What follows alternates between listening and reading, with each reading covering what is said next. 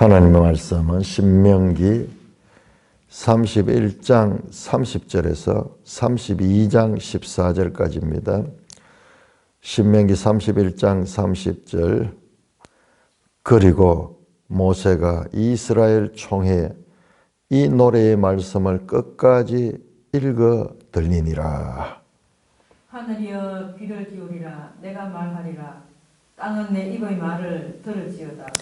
내 교훈은 비처럼 내리고 내 말은 이슬처럼 맺히나니 연한 풀이에 가는 비 같고 채소 위에 담비 같도다.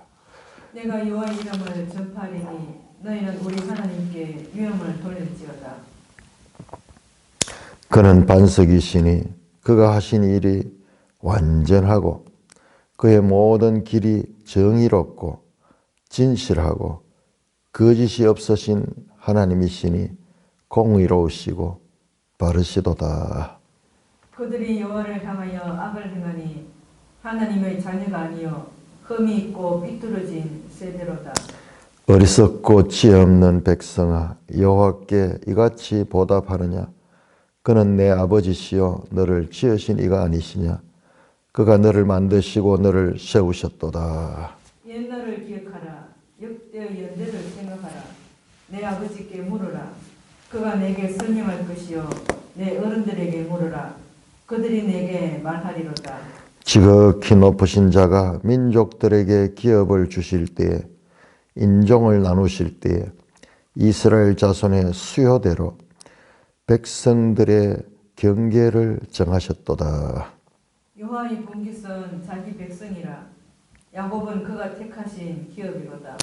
여호와께서 그를 황무지에서 짐승이 부르짖는 광야에서 만나시고 호위하시며 보호하시고 자기의 눈동자같이 지키셨도다. 마치 독수리가 자기의 보금자리를 어지럽게 하며 자기의 새끼 위에 너풀거리며 그의 날개를 펴서 새끼를 받으며 그의 날개 위에 그것을 엎는 것 같이 여호와께서 홀로 그를 인도하셨고 그와 함께한 다른 신이 없었도다. 여호와께서 그가 땅의 높은 곳을 타고 다니게 하시며 밭의 소산을 먹게 하시며 반석에서 꿀을 굳은 반석에서 기름을 빨게 하시며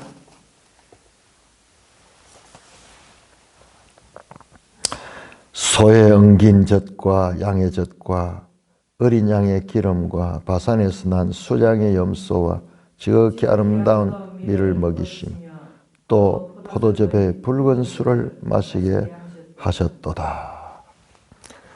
오 하나님 아버지, 은혜를 감사합니다.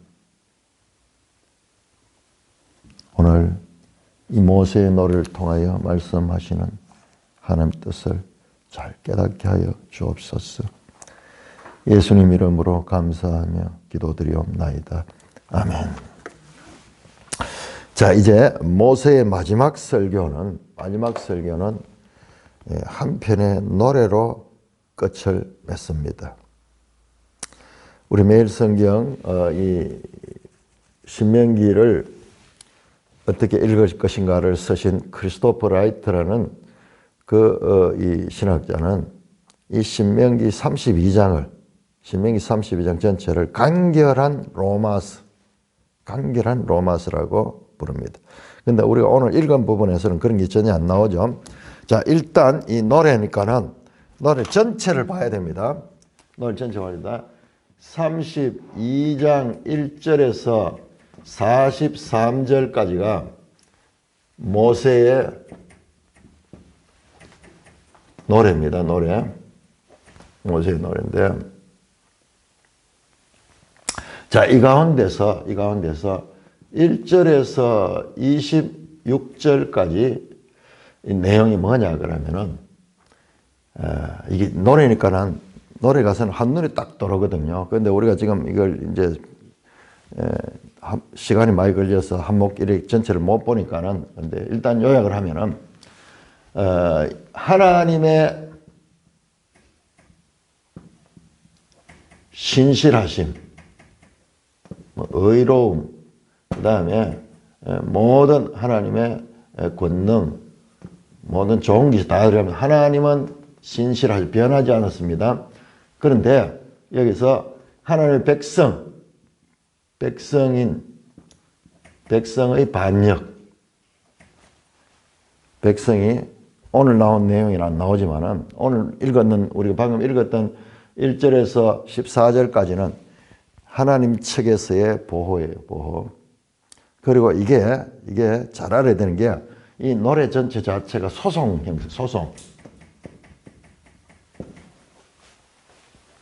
이제 재판할 적에 소송하는 거야. 네가 무슨 잘못을 했느냐 그러면서 이 소송 형식으로 돼 있어. 그래서 변론하는 거, 변론. 모세가 검사 입장에서 하나님이 이 백성에게 이렇게 잘 해줬다. 그런데 백성들은 이와 같이 그 은혜를 잊어버리고 하나님을 떠났다. 그래서 응당한 법률적인 심판을 받아야 된다. 뭐 이런 식으로 되어 있는데 그건 자세히 보고요. 일단 백성의 반역이 여기에 나옵니다. 그러니까 15절 이후로 보면 백성의 반역이 나와요. 그러면 25절까지가 백성의 반역이에요. 1절에서 14절까지는 우리 오늘 읽었던 14절까지는 하나님의 신실함. 백성이 이 부족한 삐뚤어진 세대임에도 불구하고 하나님은 일방적으로 신실하게 해왔다는 거예요. 이건 백성의 반역. 이 이제 백성의 죄가 이제 분명히 드러나죠. 여기에 대한 형벌이 26절에서 35절까지가 나옵니다. 당연히 그러므로 이와 같이 하나님의 법을 어기 때문에 징계를 받아. 징계에 대한 말씀입니다. 어떻게 징계하느냐? 이방 나라들을 통해서 징계를 하는. 이방 나라를 통해서 징계를 하는데 그 이방 나라들을 통해서 징계를 하는데 근데 이방 나라들이 착각을 하는 거예요. 이방 나라들이 자기들이 잘나가지고 자기들이 능력이 있어가지고 이스라엘을 공격하고 한다고 생각하고 뭐라고 생각하냐 그러면은 자기들은 의롭고 자기들이 훌륭하기 때문에 그렇다 생각하면서 이방 나라들이 교만한 거예요. 자, 이게 이스라엘의 교만. 하나님 없이 자기들 힘으로 살겠다는 게 교만이에요. 우리가 다 그거 있잖아요. 자, 거기에 대해서 하나님이 징계를 했는데 징계의 도구가 이방 나라인데 이방 나라들 또 교만한 거야. 교만. 그래서 이번에는 하나님께서 이방 나라를 징계합니다. 이 내용이 여기 이방 나라를 징계해요. 이방 나라. 그 다음에 36절에서 43절까지는 여기에 핵심이 있습니다. 이게 언약적 자비가 발동하는 부분이에요. 발동하는 부분입니다. 여기에 나오는 거예요. 여기에. 징계를 받아가지고 그들이 낮아질 때 하나님께서 다시 누구를 이스라엘을 구원하죠. 이스라엘을 구원하고 결국에는 이스라엘뿐만 아니라 이방 나라들도 마지막 43절에 가면 함께 구원받습니다. 구원의 찬송을 받는.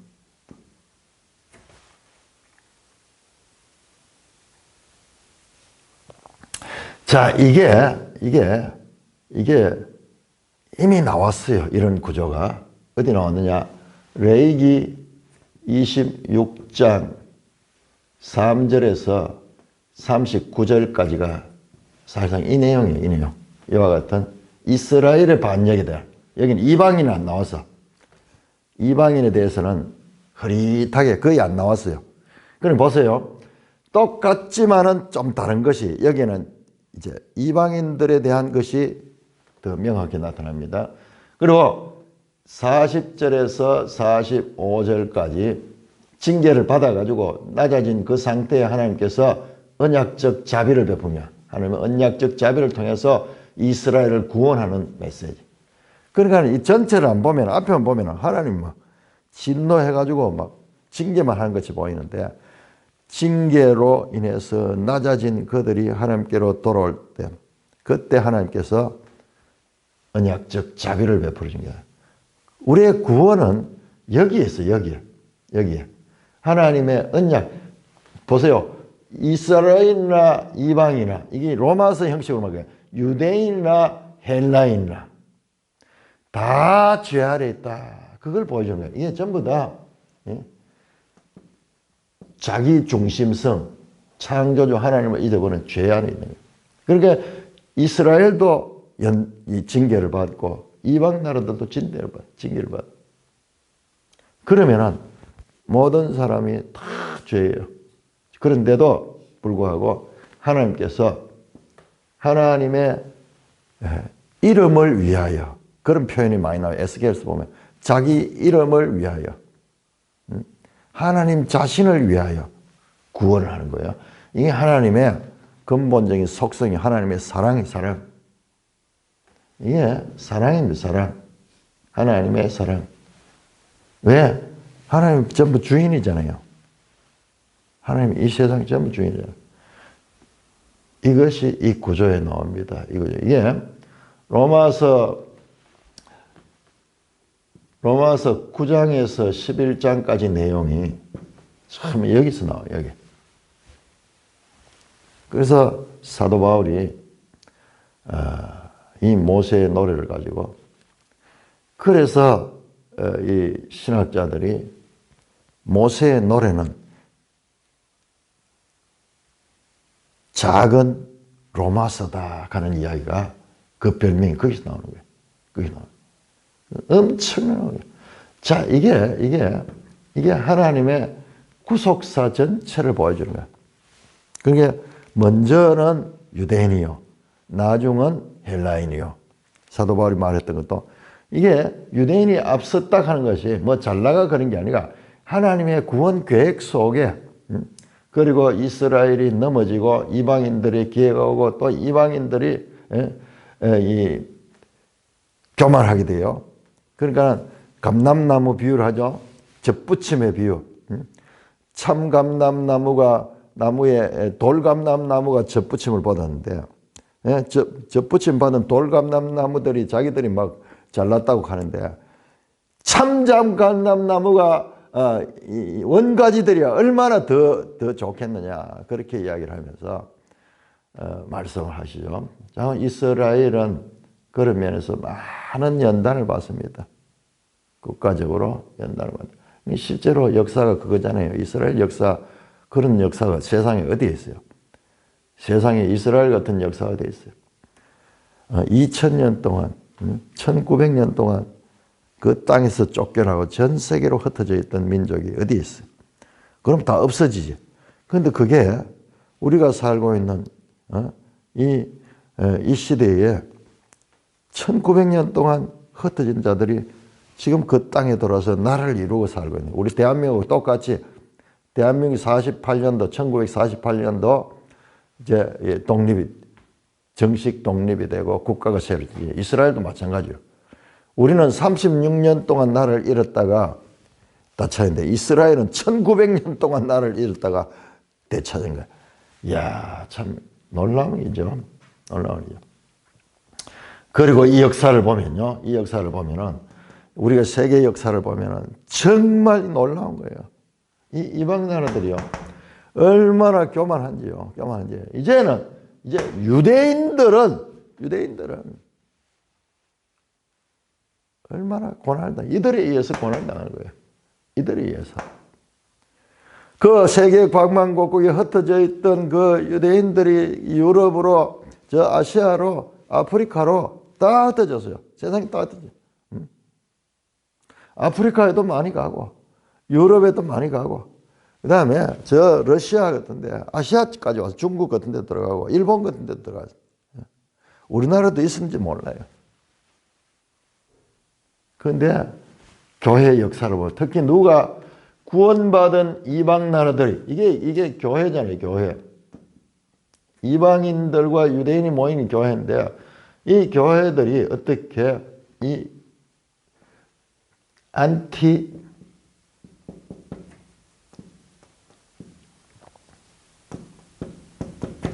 안티세미티즘, 그래서 반유대주의.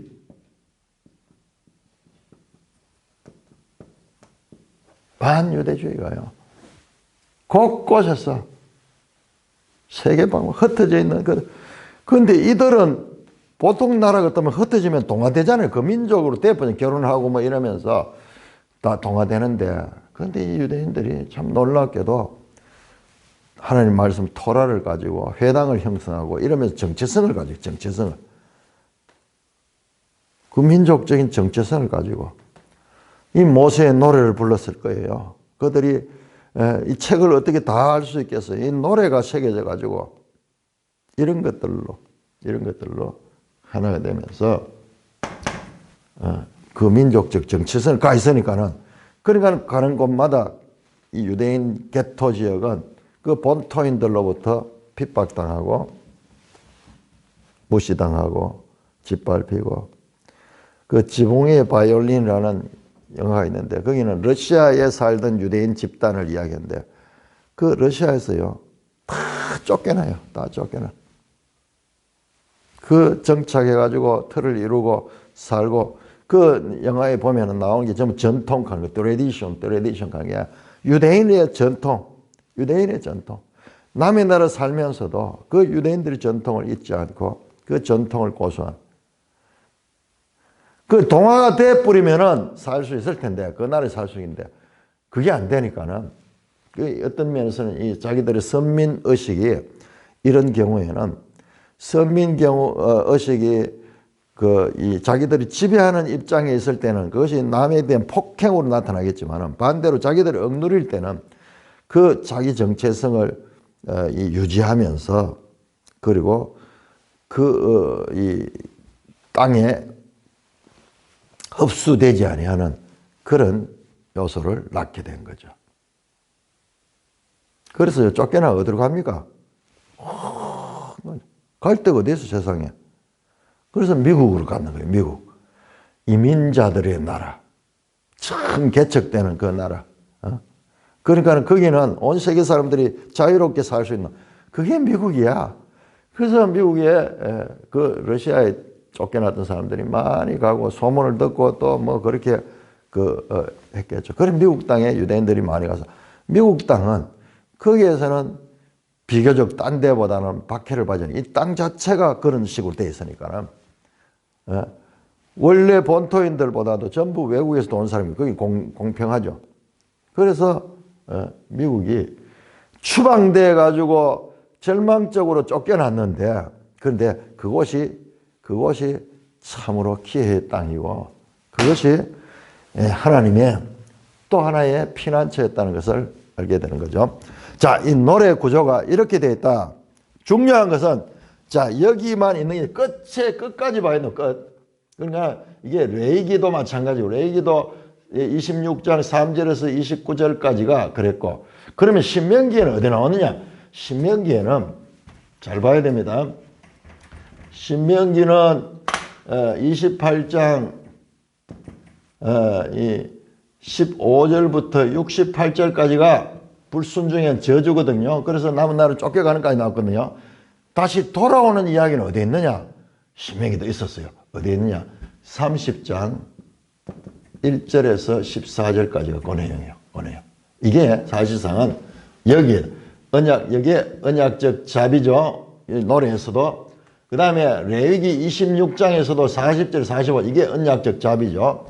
그리고 신명기에서도 언약적 자비가 여기에 29장을 건너뛰기가 30장에 마음의 할례를 행하고, 그 다음에 그들이 할 수 있는 여기에, 이게 하나님께서, 그러니까 아주 더 구체적이죠. 돌아오되 어떻게 돌아오냐? 여기는 마음의 할례, 성령을 받고 성령이 그들을 변화시켜서 그들을, 이게 이제 예수 그리스도를 믿는 믿음에서 나오는 그것들이에요. 그러니까 이 고대 시대 까만 미래에 대한 예언이야. 예언인데 여기에 다 언약적 자비예요. 언약적 자비로. 이게 시편 106편에도 막 그렇게 되어 있어요. 우리 한번 볼까요? 시편 106편을 한번 펴보세요. 시편 106. 그러니까는 자, 하나님의 구원 계획에 이와 같은 많은 징계를 받지만은 마침내 마지막에는 하나님께서 그 가운데 남은 자들을 구원하신다는 그 사상이 성경에 한 군데 나오는 게 아니고 여기저기 나오는 거예요. 자, 시편 106편 봅시다. 시편 106편. 이 내용이요. 이 내용이 시편 106편에 그대로 나와 있어요. 그대로 나와 있어요. 시편 106편도 이 모세의 노래처럼 시작합니다. 할렐루야 여호와께 감사하라. 그는 선하시며 인자하심이 영원함이라라. 쭉 하시면서요. 자, 그런데 7절 보면 우리 조상들이 애굽에 있을 때 주의 기이한 일들을 깨닫지 못하며 주의 크신 인자를 기억하지 아니하고 바다 곧 홍해에서 거역했다. 그러나 여호와께서는 자기 이름을 위하여 그들을 구원하셨다. 바로 이거예요. 자기 이름. 깨닫지 못했는 거야. 하나님의 은혜를 받아도 깨닫지 못해. 그렇잖아요. 신명기 여기 나오잖아요. 29장 4절 나오죠. 깨닫는 마음과 듣는 귀와 보는 눈은 하나님께서 주지 않았다. 이야, 근데 사도 바울은 로마서 10장에서 그 말씀을 인용한대. 자, 여기는 주지 않았다 그랬죠. 여기는 주었다 그러는 뭘 줬냐? 깨닫지 못하는 마음, 듣지 못하는 눈, 듣지 못하는 귀를 줬다는 거예요. 줬다. 하나님이 그렇게 줬다. 하나님 주권이 강조되잖아요. 그러니까는 이것은 전적으로 이것조차도 하나님의 주권적인 역사였다. 왜?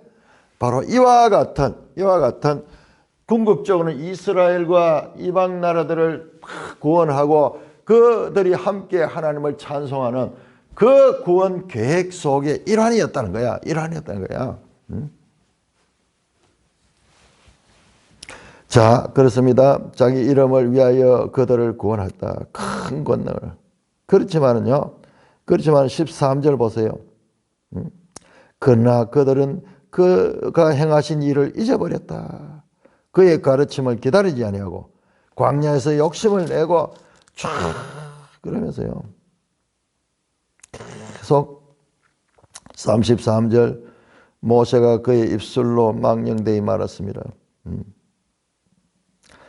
그들이 여호와께서 멸하라고 말씀하신 이방 민족들을 멸하지 아니하고 이방 나라에서 그들 행위를 처음에는 또 이것도 있네요. 이스라엘은 또 이방인에 대해서 배척하라는 그런 이제 그 가나안이죠. 가나안 역사 맞네요. 뒤에 나오네. 38절에 무지한 피 곧 그들의 자녀를 피를 흘려 가나안 우상들에게 가나안 땅은 진멸해야 돼요. 진멸해야 돼요. 자, 43절 보시면 43절 여기서부터 다시 이게 나오는 거예요. 43절 여호와께서 여러 번 그들을 건지시나 그들이 교묘하게 거역하며 자기 죄악으로 말미암아 낮아짐을 당한다. 그러나 여호와께서 그들이 부르짖음을 들으실 때 그들의 고통을 돌보시며 그들을 위하여 그의 언약을 기하여 그의 크신 인자심을 끝에 가서 전부 이거 전부 언약적 자비. 그러니까 최소한 지금 보면 이 레위기 26장이 그 이야기를 하고 있고 신명기 28장에서 30장까지가 그 말씀을 하고 있고 그리고 이 신명기 4장에서도 이미 짤막하게 그게 나왔어요. 신명기 4장 29절 31절까지 거기 또 그 이야기 나왔고 그 다음에 시편에도 지금 시편에 이 이야기 여기뿐만 아니에요. 시편 곳곳에서 이와 같은 하나님의 언약적 자비. 자, 여러분 시편 한번 보세요. 방금 봤던 시편의 106편은 시편 4권의 마지막이거든요. 그러면 시편 3권의 마지막을 한번 볼까요? 시편 3권의 마지막은 몇 장이냐 그러면 아마 89편일 거예요. 시편 89편. 그렇네요. 시편 90권이 4권 첫 권이거든요. 시편 89편 이야기도 전부 그겁니다. 전부. 그들이 이스라엘 역사를 쭉 나열하면서 그들이 반역했는데 그러나 하나님께서 49절로 주여 주의 성실함과 다윗에게 명령 그 인자하심 어디 있습니까? 하나님의 성실과 하나님의 인자하심으로 백성을 구원하시는 자, 이게요. 이게 전부 다가 뭐냐 하면 하나님의 은혜예요. 은혜. 유대인이나 헬라인이나 다 범죄해서 아무도 구원받을 수 없는 존재들이에요. 그렇지만은 하나님께서 자기 이름을 위하여 언약적 자비를 베풀어서 구원을 받는다. 자, 이게 분명해야지. 이게 로마서가 가르친 내용 전부 이거예요. 로마서. 이게 신약의 하나님의 구원의 경륜이 이 속에 담겨 있습니다. 자, 이 큰 주제를, 이 구성을 보시고, 그럼 이제 세부적으로 보겠습니다. 자, 32장 1절에서 오늘 본문 보시면, 32장 1절,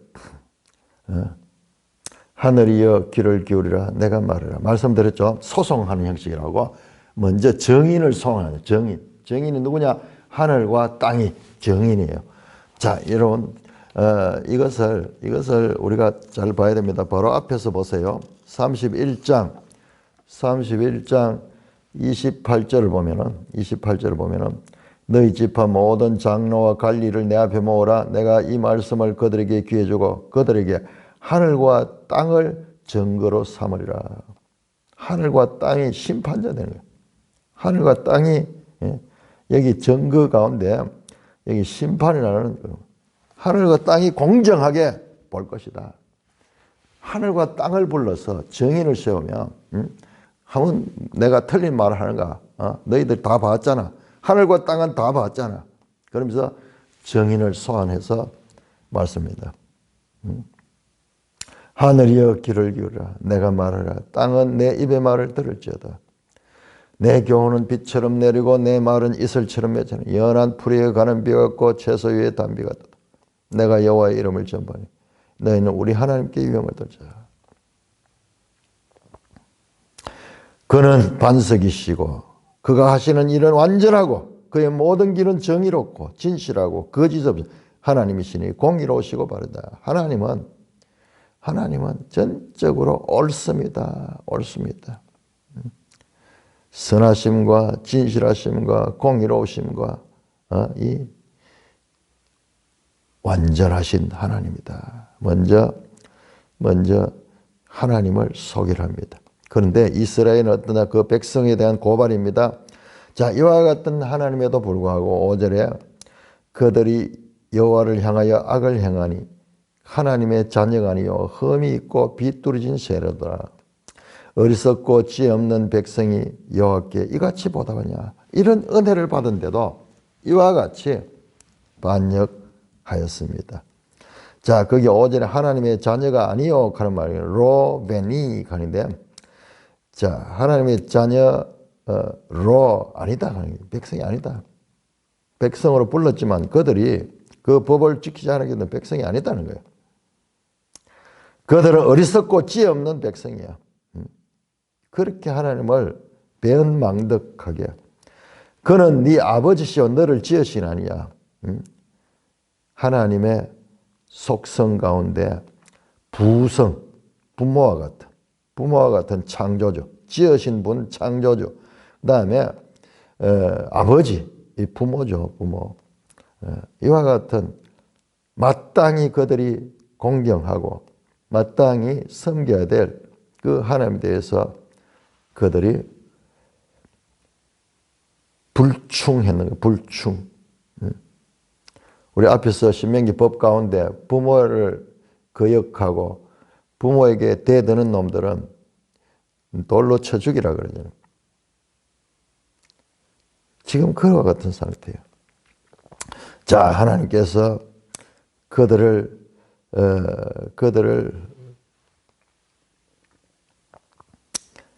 향해서 다시 말합니다. 옛날을 기억하라. 역대 연대를 기억하라. 네 아버지께 물으라. 그가 설명할 것이요. 네 어른들에게 물으라. 그들이 네게 말하라. 지극히 높으신 자가 하나님께서 어떻게 역사해 왔는가를 기억하고 아버지에게 드러나는 거예요. 하나님은 누구냐? 지극히 높으신 자. 이게 하나님의 표현이죠. 여기에요. 26장 마지막에 나올 때 그 이스라엘에게 붙여진 이름이거든. 엘리온 26장에 그러니까 하나님이 얼마나 이스라엘을 사랑하시고 크게 은혜를 줬는가 그것이 나오는데요. 그게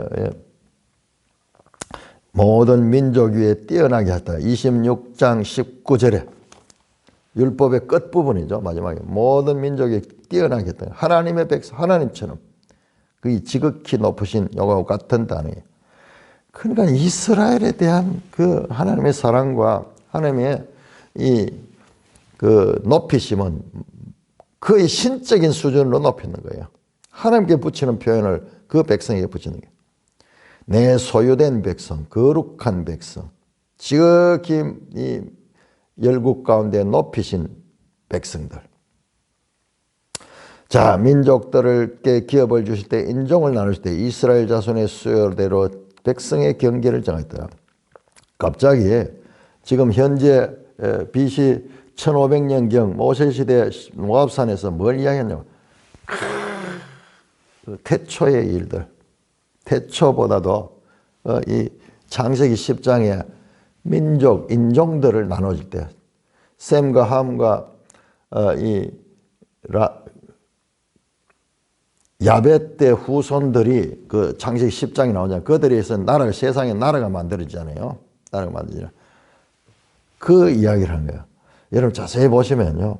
그 민족의 나라들이 얼마나 나오면 70개 나와요. 70개.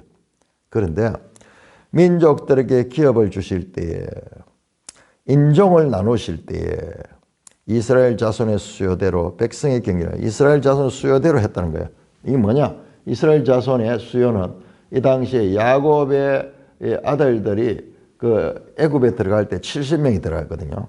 그러니까 창세기 10장에 시작, 홍수 후에 민족의 시작이 70이고 그 다음에 창세기 끝에 이스라엘이 애굽에 들어갈 때 70명이 들어서 이것도 어떤 의미가 있어.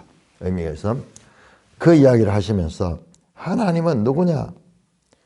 역사 이전에 선지하시고 작정하시고 분류하시는 열국의 하나님의 열국. 하나님에 대해서 잘 알아야 돼요. 이스라엘에게 먼저 나는 열국의 하나님이다. 너희 하나님을 보면 온 세상이 다 내게 속한 거다. 그래서 신명기 19장 4절에 출애굽기 19장 4절 그 시내산 언약 맺을 때 제일 먼저 세계가 다 내게 속하였나니 하나님이 바로 이 창조주로서의 주권을 설명하고 있습니다. 아브라함을 선택하기 이전에 이건 아브라함 선택 이전의 일이거든요. 하나님이 모든 인간의 지리와 역사를 다루시는 시각에서 이스라엘 복음이에요. 하나님. 사도행전 17장에 보면은 사도 바울이 아테네에서 이 말씀을 하죠. 하나님께서 이 모든 것들을 만드시고 분류하시고 역사하시는 분이다. 9절에 여호와의 분깃은 자기 백성이라 야곱은 그의 택하신 게다. 그 가운데서 이 민족들 가운데서 하나님께서 자기 백성을 먼저 택해 가지고 뭘 하려고 그랬습니까? 이들을 통해서 온 세상을 구원하고자 하는 제사장 나라로 삼으셨다. 자, 그래서 10절에서 14절은요. 하나님께서 어떻게 이 이스라엘 백성들을 그런 사명을 가진 이스라엘 백성들을 보호하셨는가? 하나님 보호하셨는가? 여호와께서 10절입니다. 항무지에서 짐승이 부르짖는 광야에서 만나시고 호위하시고 보호하시며 자기의 눈동자같이 지키셨다. 이스라엘을 자기 눈동자처럼 지켜줬다는 마치 독수리가 자기의 보금자를 어지럽게 하며 자기 새끼 위에 너풀거리며 그의 날개를 펴서 새끼를 받아요. 그 날개 없는 것 같이 여호와께서 그들을 보호하셨다는 거예요. 여기에요. 출애굽기 19장 4절에 요 내용이 또 나와요. 시내산 언약 맺힌 세계가 다 내게 속하였나 바로 전에 내가 독수리가 그 새끼들을 보호하듯이 너희를 보호했다. 그러면서 언약을 맺지. 지금 여기도 지금 이제 이 모압 언약 끝부분에서 독수리 이야기 나오면서 하나님이 이스라엘을 그렇게 보호했다는 거예요. 때때로는 보호만 하실 뿐만 아니라 때때로는 위험 가운데서도 노출시켜가 연단시켜서 하나님의 백성으로 살아갈 수 있도록 그렇게 했다. 독수리가 저 산에 높은 암벽 사이에 여기에다 보금자리를 짓고 사는데 새끼들이 그 보금자리 안에 있다가 거기에 익숙해질 때 돼. 이제 거기서 이제 익숙해지면서 그 보금자리 밖을 벗어나지 못해. 그때 어미 이 독수리가 때가 되면은 그 집을 흩어버려. 거기서 쫓아내버려. 그러면은 날아보지도 못하고 그냥 그 높은 산 위에 그 둥지 속에만 있던 새끼들이 놀라게도 혼비백산하겠죠. 떨어지잖아요. 떨어지면. 그때 떨어질 적에 갑자기 날개를 펴면서 퍼덕퍼덕거리는 거예요. 그러면 땅에 쫙 가서 어미가 날개로 받아가지고 그걸 다시 올리는 거예요. 이걸 몇 번 반복하면서 이제 독수리가 독수리로서 그 날개를 가지고 온 창공을 날아다니면서 스스로 살아갈 수 있도록 하기 위해서는 이와 같은 연단을 시키는 거예요. 하나님이 그렇게 이스라엘 백성들이 삶 가운데서 어려움들이 있었지만 그것 전부 다 하나님께서 그들을 독수리가 독수리 되도록 하기 위해서 하나님의 백성들이 하나님의 백성다운 삶을 살기 위해서 그렇게 하셨다는 말씀입니다.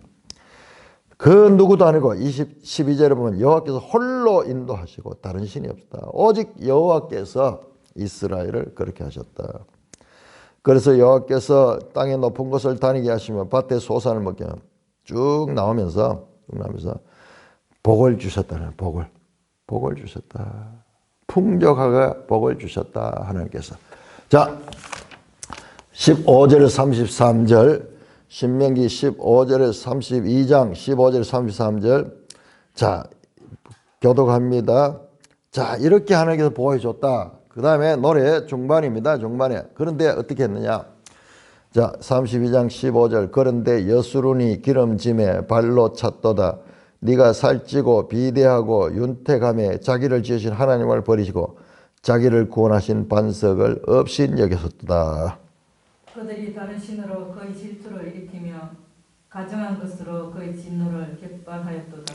그들은 하나님께 제사하지 아니하고 귀신들에게 하였으니 곧 그들이 알지 못하던 신들 근래에 들어온 새로운 신들 너희 조상들이 두려워하지 아니하는 것들이로다. 너를 낳은 반석을 내가 성관하지 아니하고 너를 내신 하나님은 내가 잊었도다. 그러므로 여호와께서 보시고 미워하시으니 그 자녀가 그를 경노하게 한 까닭이로다.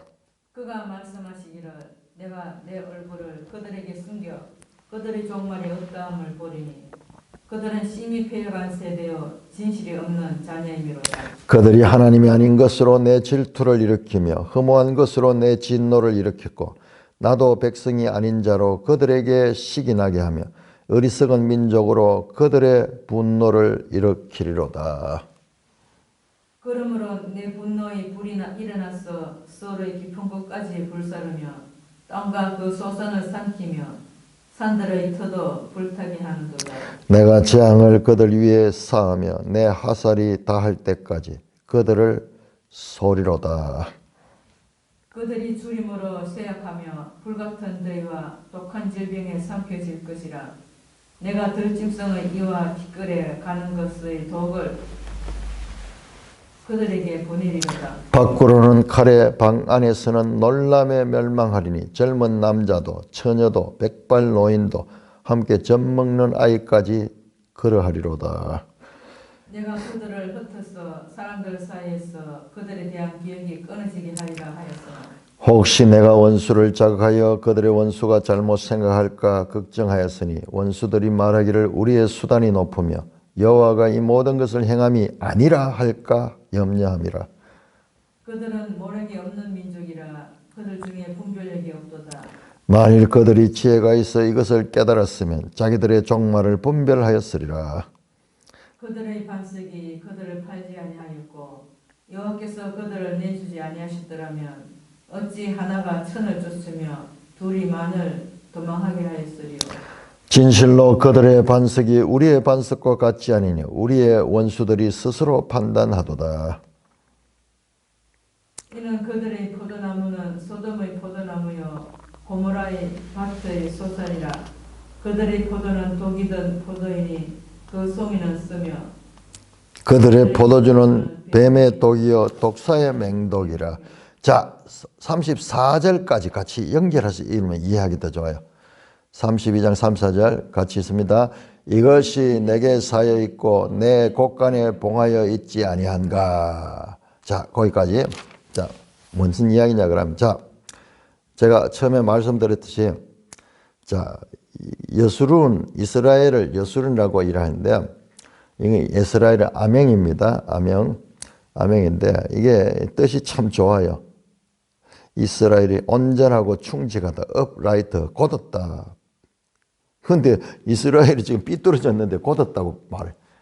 여기에 아주 놀라운 의미가 있습니다. 야사르 하는 말에서 나오는데 이게 여수룬이라고, 여수룬. 올바르다는 거예요. 올바르긴 뭐가 올바라? 충직하다, 충직하기는. 보세요. 하나님이 비뚤어진 세대더라 그랬거든요. 제일 먼저 5절에. 이스라엘은 흠이 있고 비뚤은 세대로 캐나놓고도 그래도 바르다고. 야, 그 여기에 하나님의 이 뜻이 그 속에 들어있는 거예요. 마침내 여수룬 될 거예요. 옳게 됩니다. 자, 여수룬이 기름짐에 발로 찼다. 하나님께서 보호해주고 이러니까는 이제 잘 살 수 있으니까는 하나님을 버리고, 그 다음에 어떻게 하냐? 다른 신을 섬기는 거야. 17절. 하나님께 제사하지 않고 귀신들을 겠으며 그들이 알지 못하는 신들, 근래에 들어온 새로운 신들, 너희 조상들이 두려워하지 않은 것들, 이런 것들을 우상 숭배하는 거예요. 그리고는 18절, 너를 낳은 반석을 네가 상관하지 않고 너를 내신 하나님을 하나님을 버리고, 반석 같은 하나님을 버리고, 창조주 하나님을 버리고, 잊어버리고, 그 다음에 그런 눈에 보이는 우상을 숭배하는 거예요. 19절입니다. 그러므로 여호와께서 보시고 미워하시니 그 자녀가 그를 경노하겠다. 이게 의인화된 하나님의 감정입니다. 하나님이 사랑하는 남자가 있는데 이 여자가 남자를 버리고 딴 남자한테 가가지고 이 남자가 어떻게 되겠어요? 사랑하지 않는 관계였다면은 무슨 짓을 해도 관계없지만은, 그런데 버리고 배신당하는 그 심정. 그래 그들이 떠나니까 하나님도 거기에 대한 반응을 합니다. 20절에 내 얼굴을 그들에게 숨겨 그들의 종말이었다면, 하나님이 이스라엘에게 숨겨진, 하나님 피해버리는. 그래서 결국 그들이 망하게 될 것을 말씀합니다. 심히 패역한 세대요 진실이 없는 자녀다. 20절.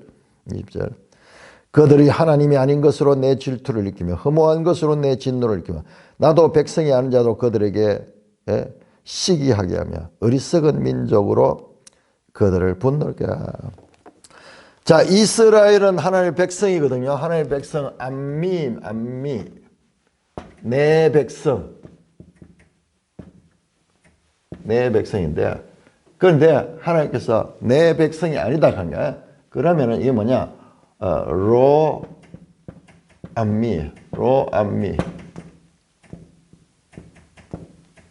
이거는 내 백성이 아니다는 거야. 내 백성이 아니다. 그렇게 거기 보세요. 내 백성이 아닌 자도, 나도 백성이 아닌 자로 그들에게 시기하게. 하나님이 어떻게 하냐? 내 백성이 나를 버렸기 때문에 하나님은 내 백성이 아닌 자를 내 백성으로 삼겠다는 거예요. 그러면은 이제 지금은 하나님이 내 백성이 다른 남자하고 저렇게 바람을 피우니까는 시기하고 질투했지만, 이제 하나님께서 내 백성이 아닌 자를 안고 그들과 이 사랑을 하면은 이 아들이 또 여기에 대해서 시기하고 질투할 것이다. 그 말입니다. 어리석은 민족으로 그들의 분노를 일으키라. 내 백성이 아닌 자는 어리석은 민족이에요. 나발 고이. 그러니까 왜 그렇게 하느냐? 22절 그러므로 내 분노의 불이 나 서울의 깊은 것을 불쌍하며 땅에 솟아나는 산들도 보자. 재앙을 그들 위에 쏟고 내 화살이 닿을 때까지 그들을 쏘라. 공격할 때 화살 가지고 공격하듯이 그 백성에게 하나님이 진노하시고 그들에게 재앙을 부으실 것이라는 말씀입니다. 24절 그들 이스라엘의 주림으로 쇠약하여 불같은 더위와 독한 질병을 상기하여 들짐승과 이와 티끌에 기는 것과 독을 그들에게 보낼 것이다. 심판으로 인한 고통, 밖으로는 칼에, 방 안에서는 놀람에 멸망하니 젊은 남자도 처녀도 백발노인과 젖먹나있게도 그리하다. 하나님께서 그 백성을 위하여 사랑하시던 그 사랑이 변해가지고 저주하신 저주. 그 결과 감당할 수 없는 고통을 당합니다. 자, 26절에서 34절까지 잘 보세요. 그래서 어떻게 했느냐 하면 내가 그들 26 흩어서 사람들 사이에 그들에 대한 기약이 없어지게 하리라 했으니, 자, 하나님의 진노 가운데 최고 이제 절정이 뭐냐? 이스라엘 백성을 가나안 땅에서 뽑아내 가지고 온 세상에 흩어버린 거예요. 소위 포로로 만들어 버린 거죠.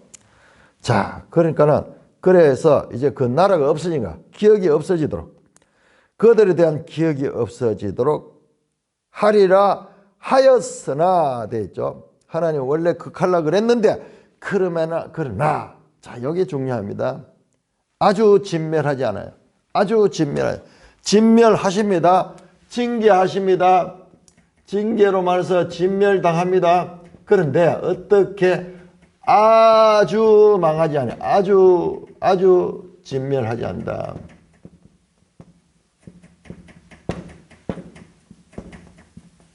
여기에 레위기 26장 40절에서 45절 여기 나오잖아요. 아주 멸하지 않고 그 가운데서 남은 자를 구하줍니다. 가족이. 자, 그러면서 여기까지 딱 가서 진멸하여 하였으나, 근데 하나님 원래 이것을 완전히 없애지나요. 남은 자를 찾습니다. 그런데 여기서 갑자기 이방인들을 통해서 그래 내 백성이 아닌 자들 로암미를 통해서 내 백성 암미를 공격했거든요. 공격했는데, 그러니까 내 백성이 아닌 자들 이들이 이제 교만해가지고 뭐라고 하는 게 아니라 내가 원수를 작하여 그들의 원수가 잘못 생각할까 걱정하였으니, 원수들이 말하기를, 이게 이제 이방인들이에요. 이스라엘을 공격하는 이스라엘의 원수죠. 우리의 수단이 높으며 여호와가 이 모든 것을 행하면 자기들이 잘나서 이렇게 하는 거예요. 우리는 뛰어난 민족이기 때문에 이렇게, 하나님하고 우리 아무 상관없다. 그렇게 이야기한다는 거예요. 그들은 모략이 없는 민족이라 그들 중에 분별력이 없도다. 여기서 그들에 대해 가지고 상반된 해석들이 있는데, 그들을 원수라고 보느냐 이방인으로 보느냐 안 그러면 이스라엘로 보느냐 해석이 거의 반반 갈라집니다. 그들은 모략이 없는 민족이라 그들 중에 분별력이 없도다. 그들이 만약 지혜가 있어 이것을 깨달았으면 자기의 종말을 분발했으라. 그들의 반석이 그들을 팔지 않았고 여호와께서 그들을 내주지 않았다. 여기서 그들이 앞에하고 연결되면은 이스라엘 수도 있어요. 자, 그들의 반석이 그들의 반석이 하나님께서 이스라엘을 팔아버리는 거예요. 여호와께서 그들을 내줬기 때문에, 여호와께서 허락했기 때문에 이방인들이 이스라엘을 공격하고 이스라엘을 승리할 수 있지, 하나님께서 붙들었다면 그게 할 수 없는 거야. 그러니 이것도 전부 다 하나님의 주권적 역사인데 이방 민족들이 자기들 힘으로 생했다고 생각하는 거예요. 자, 그래서 보세요. 여호와께서 그들을 내주지 않았다면 어찌 하나가 천을 쫓으며 둘이 만을 도망하게 했으며. 이스라엘은 맥도 못 치도록 만드는 거야. 맥도 못 치는 거예요. 그게 하나님께서 하셔서 그런 거지, 이방 민족들이 잘나서 그런 거 아니고 그들은 하나님의 도구에 지나지 않습니다. 31절입니다. 진실로 그들의 반석은 우리의 반석과 같지 않으니, 여기 반석이 그들의 반석, 우리의 반석이 나오는데, 우리의 원수들이 스스로 판단하는구나. 그러면서 이 반석은요, 반석은 아주 고대에서 표현해서 아주 중요한 그 든든하고 흔들리지 않는 기반이잖아요. 기반이야. 그들의 반석, 그들의 신이 있어. 그들의 신. 여호와께서는 이스라엘의 신이죠. 이스라엘의 반석이죠. 반석이죠. 그 반석 차원이 다르다는 거예요. 그러니까는 우리의 원수들이 그 수준에서 스스로 판단하는데 오판하는 거예요. 오판. 자, 그들의 포도나무는 소돔의 포도나무, 그들의 고모는 바시소서. 포도나무인데 그건 전부 독이에요. 독. 그들한테 나오는 것은. 그러니까 이방인들은 스스로 좋다 하지만은 그게 독사의 맹독이고 그 독이 든 포도고 포도주는 독사의 맹독이다. 자, 34절 연결해서 보세요. 이게 무슨 뜻인가? 이것이 내게 사여 있고 내 곳간에 봉하여 있지 않은가? 이게 이 포도와 포도주가 여기에 창고 속에 딱 봉해져 가지고 지금 어떻게 됩니까? 지금 그 안에서 지금 술이 익어가는 거죠. 익어가는 거. 그 창고 안에. 내게 사여 있고 내 곳간. 하나님께서 이걸 가지고 부어버리면은 그 이방인들이 그 독사의 독 같고 그 이 맹독 같은 그것들을 자기들에게 부어버리면은 그들이 지금 다 망하게 될 거예요. 착각하고 있는 이방인들조차. 이방인들이 징계의 도구인 이방인들이 착각. 이게 이사야서에 이게 잘 나와 있습니다. 하나님께서 이건 이방인들이 몽둥이가 주인 보고 아니 주인이 몽둥이를 들고 사용하고 있는데 아수르나 바벨론은 하나님의 몽둥이인데 몽둥이가 주인을 치려고 그러고 몽둥이가 지가 주인을 가는 거하고 똑같다는 그런 표현인데 그러니까 이렇게 이스라엘과 이 이방인들이 다 잘못된 그 모습. 자, 이게 전부 로마서에 다 나옵니다. 로마서 전체가 이 내용이에요. 유대인과 이방인의 관계에 대한. 유대인이 잘못됐다고 이방인 자기들 잘나다. 그 이방인을 치면은 또 유대인들이 이러면서 의인은 없나니 하나도 없으며 다 죄인다. 유대인이나 헬라인이나 다 죄인. 할례자나 할례 받지 않는 다 똑같은 죄인다. 하는 말씀이 나오는 겁니다. 자, 마지막 이어지는 이 노래의 노래 하이라이트는 바로 36절부터 마지막 43절에 나옵니다. 자, 요거는 우리가 내일 살펴보도록 하겠습니다. 찬송가